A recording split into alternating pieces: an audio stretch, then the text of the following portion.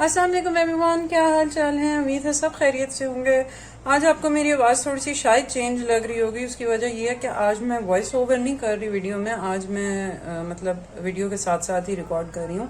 हरीम सो गई हुई थी तो इस वजह से मैंने सोचा कि ऐसे ही जो है वो वीडियो की रिकॉर्डिंग कर लेती हूँ और थोड़ी सी साथ बात भी हो जाती है, क्योंकि हरीम अगर जाग रही हो तो एक तो बैकग्राउंड में उसकी जो है वो पोएम्स लगी हुई होती हैं और वो बोलती भी बहुत ज़्यादा है, कभी रोती है, कभी कुछ, तो उसमें जो है वो आप लाइव वॉइस के साथ रिकॉर्डिंग नहीं कर सकते हैं वीडियो की।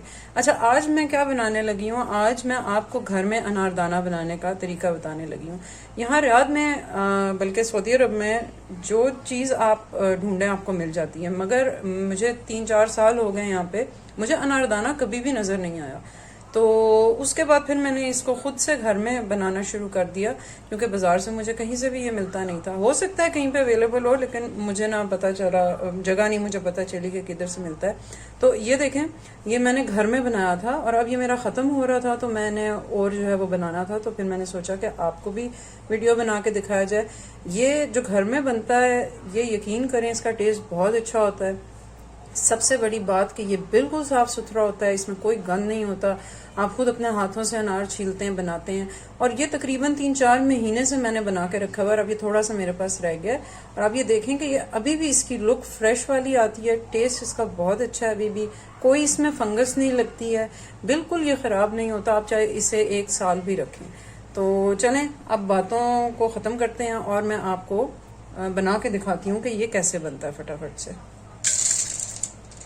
नॉन स्टिक आपने कढ़ाई लेनी है, ठीक है, और फ्लेम को ऑन कर लेते हैं। नॉन स्टिक कढ़ाई लेनी है। मैंने वैसे 2 कढ़ाई रखी हुई होती हैं। एक मेरी फ्राइंग वाली कढ़ाई है, क्योंकि उसमें सारा मैसी वर्क होता है, वो थोड़ी सी ख़राब भी हो जाती है। और ये कढ़ाई मैंने कुकिंग के लिए रखी हुई है। इसमें मैं या तो सालन वगैरह बनाना हो बनाती हूँ। अनारदाना जो है आप नॉन स्टिक कढ़ाई में ही बनाएंगे। ये एक बड़े साइज़ का मैंने अनार ले लिया था। वैसे तो जब भी मैंने अनारदाना बनाया वो अनार बिल्कुल रेड कलर का निकलता है, और जैसे मैंने आपको दिखाया भी है। अब ये कल मैं अनार लाई हूँ तो ये रेड नहीं था, ये रेड और वाइट सा मिक्स सा कलर है, लेकिन कोई नहीं, हम इससे भी बना लेंगे। मकसद अनारदाना बनाना है और खट्टा होना चाहिए। खट्टा ये बहुत है, मीठा बिल्कुल भी नहीं होना चाहिए। अनार जो सही खट्टे वाला अनार होता है वो हम यूज़ करेंगे, ठीक है। अब कढ़ाई गर्म हो गई है। फ्लेम को बहुत ज़्यादा तेज़ नहीं रखना है हमने। जब कढ़ाई गर्म हो गई है तो फ्लेम मैंने इसका कम कर दिया, ठीक है, और इसमें इसको डाल देंगे और डाल के हमने इसको बस इस तरह से चलाते रहना, ठीक है। फ्लेम तेज नहीं करेंगे, फ्लेम तेज किया तो ये जल जाएगा। फ्लेम मैंने इसका बिल्कुल हल्का रखा था। एक दफ़ा जब मेरी कढ़ाई गर्म हो गई तो फ्लेम मैंने बिल्कुल आहिस्ता कर दिया। आपने इसमें और कोई काम नहीं करना, सिर्फ आपने ऐसे चम्मच हिलाते जाना है। वैसे तो जो ट्रेडिशनल तरीका मेरे ख्याल से, उसमें तो हम लोग अनार को छील के धूप में रख देते हैं, लेकिन अब जैसे मैं यहाँ पे अपार्टमेंट में रहती हूँ और यहाँ धूप वगैरह का कोई सिलसिला नहीं है, तो ये बहुत ही कन्वीनियंट और क्विक तरीका है अनारदाना बनाने का। और किसी तरीके से भी ये अनारदाना आपको बाजार वाले अनारदाने से डिफरेंट नहीं लगेगा।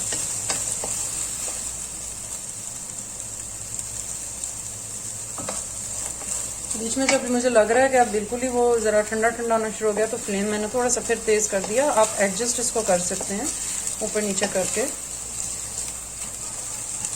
अच्छा, मैं इसको अभी चम्मच हिलाती रहूँगी ऐसे, और मैं आपको थोड़ी देर बाद फिर दिखाती हूँ कि किस तरह से इसकी जो है वो शक्ल हो जाएगी। चम्मच हमने हिलाते रहना है इसको ऐसे। अगर छोड़ा भी है आपने तो फ्लेम बिल्कुल लो कर दें और सिर्फ 1 मिनट के लिए छोड़ दें, अगर आप छोड़ना भी चाहते हैं तो। अगर आपने फ्लेम थोड़ा सा तेज़ किया है तो आप इसको हिलाते रहेंगे, ठीक है। चलिए मैं आपको फिर अभी थोड़ी देर में दिखाती हूँ कि इसको हिलाते रहेंगे तो ये किस तरह से हो जाएगा। अच्छा जी, देखें अब ये तकरीबन 7-8 मेरे ख्याल से मिनट हो गए हैं और इसको मैं मुसलसल हिला रही हूँ। अब आप ये देखेंगे कि ये थोड़ा सा स्टिकी होना शुरू हो रहा है, ठीक है ना, स्टिकी हो रहा है। फ्लेम मैंने बिल्कुल लो रखा हुआ था इसका, बल्कि बीच में मैं ऐसे थोड़ी देर छोड़ भी रही थी, क्योंकि साथ साथ आज मैं पिज़्ज़ा बना रही हूँ तो उसकी तैयारी कर रही थी, तो मैं इसको थोड़ी देर छोड़ भी देती थी। लेकिन अगर आपने छोड़ना है तो फ्लेम को बिल्कुल जो है वो लो रखें। ये देखें जी, अब मज़ीद मैंने इसको 5 से 7 मिनट के लिए जो है वो भूना है। तो इसका पानी इस तरह ड्राई हो रहा है और ये रंगत भी अपनी जो है वो चेंज कर रहा है, ठीक है ना। जो आप इसको जो है वो टाइम देते जाएंगे चूल्हे के ऊपर, इसका पानी ड्राई होता जाएगा और ये अनारदाने की शक्ल लेता जाएगा और ये ऐसे स्टिकी सा भी होता जाएगा, ठीक है ना। लेकिन आपने इसको चम्मच हिलाते रहना है, क्योंकि अगर ये नीचे से लग गया या काला हो गया, लग के जल गया, तो आपका सारा अनारदाना ख़राब हो जाएगा और आपको फिर दोबारा से करना पड़ेगा, ठीक है। खासकर जब ये इस स्टेज पे पहुंच जाता है तो फिर आपने नीचे फ्लेम का बहुत ध्यान रखना है। जो कढ़ाई है वो भी स्टिकी सी हो गई है इसके जूस की वजह से, ठीक है। और ये देखें चम्मच पे भी अब कैसे चिपक रहा है। ये देखें जी 2-3 मिनट अब मैंने इसको और टाइम दिया और ये आप देखेंगे बिल्कुल जो ऊपर से गूदा वगैरह होता है अनार के, ये ड्राई हो चुका है, ठीक है। अब इस पॉइंट पे आपने क्या करना है, जब आपको इसका अंदर से बीज नज़र आना शुरू हो जाएगा, आधा टीस्पून सिरका लेंगे, जो आम वाइट विनेगर होता है, ये देखें ये मैं यूज़ कर रही हूँ, और सिर्फ आधा टीस्पून। ये एक अनार है, वैसे मैंने अनार 2 लिए थे, लेकिन पता नहीं क्या हुआ कि एक अनार बहुत खट्टा था और दूसरा बिल्कुल मीठा निकला, क्योंकि 3-4 कंट्रीज के यहाँ पे पड़े होते हैं एक साथ, जैसे यमन का अनार भी होता है, इंडिया का अनार भी होता है, और ये इजिप्ट का अनार था जो मैंने, तो मुझे लगता है कि शायद दूसरा कोई अनार इनके अंदर मिक्स हो गया और हमने वो उठा लिया गलती से, लेकिन वो बिल्कुल मीठा था और ये बिल्कुल खट्टा था, तो उसको जो है वो मैंने निकाल दिया और खाली एक अनार से फिर मैंने बनाया। वैसे मैंने 2 अनार से, मतलब जो ये इतना अनार है, आप देख लें जो क्वान्टिटी आपने, इसमें आधा टीस्पून सिरका बहुत है, ठीक है। अगर तो आपका इससे ज़्यादा है अनार तो आप फिर 1 टीस्पून कर दीजिए। आधा टीस्पून मैंने इसमें सिरका डाला है। सिरका इसको जो है वो प्रिजर्व करेगा, इसको ख़राब होने से बचाएगा। अब सिरका डाल के मैं फिर से इसकी मिक्सिंग कर लूँगी।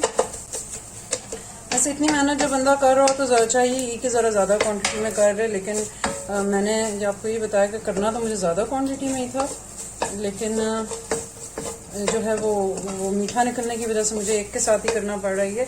और वैसे भी मेरे घर में अनार खाना इतना ज़्यादा इस्तेमाल नहीं होता, तो ये भी मेरा काफ़ी टाइम जो है वो इतनी अमाउंट में चल जाएगी। आपके घर में ज़्यादा इस्तेमाल होता है तो आप जो है वो ज़्यादा क्वांटिटी भी यूज़ बना सकते हैं इसकी एक साथ में। जो इजिप्ट का अनार है जैसे ये लिया हमने, ये जो है वो खट्टा होता है, हमेशा खट्टा ही आता है।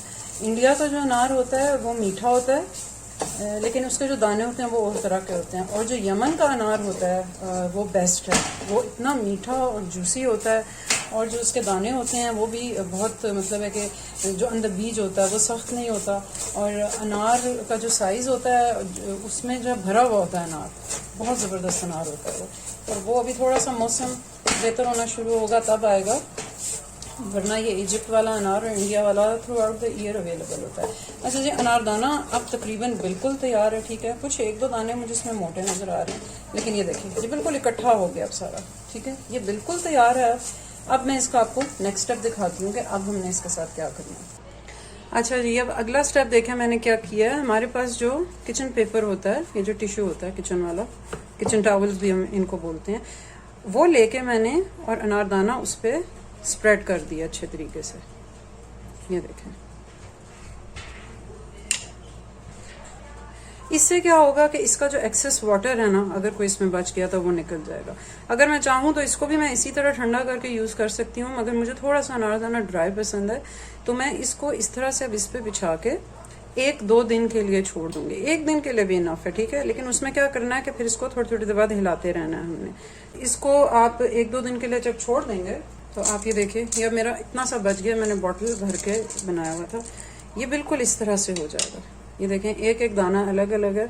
अगर मैं इसको इसी तरह गीला संभाल दूंगी तो ये सारा इकट्ठा हो जाएगा। और मैंने कहा कि मुझे ड्राई करना है। अगर तो आपके घर में धूप आती है तो आप इसको धूप में उठा के रख दें, ठीक है, तो वहाँ ये ड्राई हो जाएगा 1 दिन में। अंदर भी आप कहीं रख दें, आजकल गर्मी का मौसम है, तो ये 1-2 दिन में ही बिल्कुल ड्राई हो जाएगा। ड्राई हो जाएगा तो आप इसको किसी भी बॉटल में डाल के संभाल दें, और अनारदाना जो है वो आपका बेहतरीन किस्म का तैयार हो जाएगा, जो कि जल्दी जल्दी ख़राब भी नहीं होगा।